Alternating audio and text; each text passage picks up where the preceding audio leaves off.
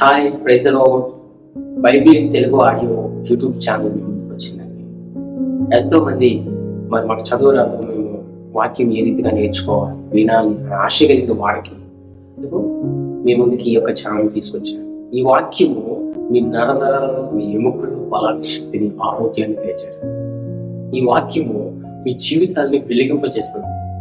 మీరు నమ్మి దీన్ని విని గ్రహించినట్లయితే మీరు అనేకులకు ఆశీర్వాదకరంగా మారిపోతారు. ఇది దేవుని వాక్యం. ఆ వాక్యమే దేవుడే అన్నాడు. ఈ ఛానల్కి మీరు సబ్స్క్రైబ్ చేసుకోండి, లైక్ చేయండి. అలాగే ఇంకా ఎవరైతే వినాలో వారిని కూడా మీరు పంపించండి.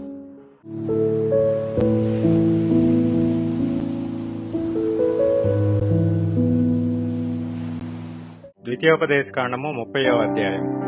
నేను నీకు వినిపించిన ఈ సంగతులన్నీయు అనగా దీవెనయు శాపమును నీ మీదకి వచ్చిన తరువాత నీ దేవుడైన యెహోవా నిన్ను వెళ్ళగొట్టించిన సమస్త జనముల మధ్యను వాటిని జ్ఞాపకం చేసుకొని నీ దేవుడైన యెహోవా వైపు తిరిగి నేడు నేను నీకు ఆజ్ఞాపించు సమస్తమును బట్టి నీ పూర్ణ హృదయముతోనూ నీ పూర్ణాత్మతోనూ ఆయన మాట నీవును నీ సంతతి వారును వినిన ఎడల నీ దేవుడైన యెహోవా చెరలోని మిమ్మును తిరిగి రప్పించును. ఆయన మిమ్మును కనికరించి నీ దేవుడైన యెహోవా ఏ ప్రజల్లోనికి మిమ్మను చెదరగొట్టినో వారిలో నుండి తాను మిమ్మను సమకూర్చి రప్పించును. మీలోనెవరైనా ఆకాశ దిగంతములకు వెళ్లగొట్టబడినను అక్కడ నుండి నీ దేవుడైన యెహోవా మిమ్మను సమకూర్చి అక్కడ నుండి రప్పించును. నీ పితరులకు స్వాధీనపరిచిన దేశమున నీ దేవుడైన యెహోవా నిన్ను చేర్చును. నీవు దాని స్వాధీనపరుచుకొందువు. ఆయన నీకు మేలు చేసి నీ పితరుల కంటే నిన్ను విస్తరింపజేయును. మరియు నీవు బ్రతుకుటకై నీ పూర్ణ హృదయముతోనూ నీ పూర్ణాత్మతోనూ నీ దేవుడైన యెహోవాను ప్రేమించున్నట్లు నీ దేవుడైన యెహోవా తనకు లోబడుటకు నీ హృదయమునకును నీ సంతతి వారి హృదయమునకును సున్నతి చేయును. అప్పుడు నిన్ను హింసించిన నీ శత్రువుల మీదికిని నిన్ను ద్వేషించిన వారి మీదికిని నీ దేవుడైన యెహోవా ఆ సమస్త శాపములను తెప్పించును. నీవు తిరిగి వచ్చి యెహోవా మాట విని నేను నేడు నీకు ఆజ్ఞాపించు ఆయన ఆజ్ఞలన్నిటినీ గైకొనుచుందువు. మరియు నీ దేవుడైన యెహోవా నీ చేతి పనులన్నిటి విషయంలోనూ నీ గర్భఫల విషయంలోనూ నీ పశువుల విషయంలోనూ నీ భూమి పంట విషయంలోనూ నీకు మేలగునట్లు నిన్ను వర్ధిల్ల చేయును.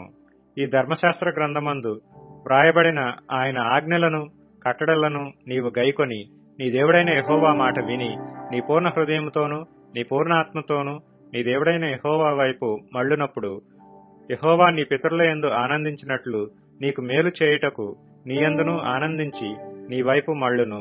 నేడు నేను నీకు ఆజ్ఞాపించు ఈ ధర్మమును గ్రహించుట నీకు కఠినమైనది కాదు, దూరమైనది కాదు.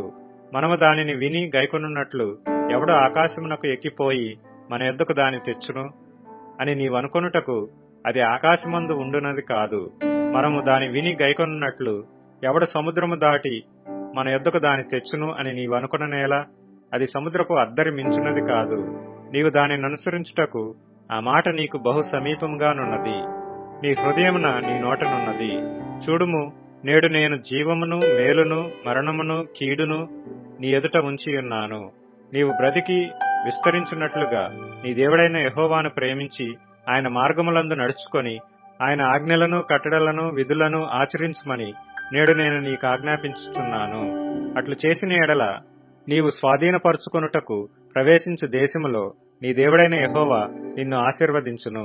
అయితే నీ హృదయము తిరిగిపోయి నీవు విననొల్లక ఏడ్వబడినవాడవై అన్య దేవతలకు నమస్కరించి పూజించిన ఎడల మీరు నిశ్చయముగా నశించిపోవుదురనియు స్వాధీనపరుచుకొనుటకు యొర్దానును దాటపోవచ్చున్న దేశములో మీరు అనేక దినములు ఉండరనియు నేడు నేను నీకు తెలియజెప్పుచున్నాను. నేడు జీవమును మరణమును ఆశీర్వాదమును శాపమును నేను నీ ఎదుటను ఉంచి భూమి ఆకాశములను మీ మీద సాక్షులుగా పిలుచుచున్నాను. నీ పితరులైన అబ్రహాము, ఇస్సాకు, యాకోబులకు ఆయన ప్రమాణము చేసిన దేశములో మీరు నివసించినట్లు యెహోవాయే నీ ప్రాణమునకును నీ దీర్ఘాయుస్సుకును మూలమై ఉన్నాడు.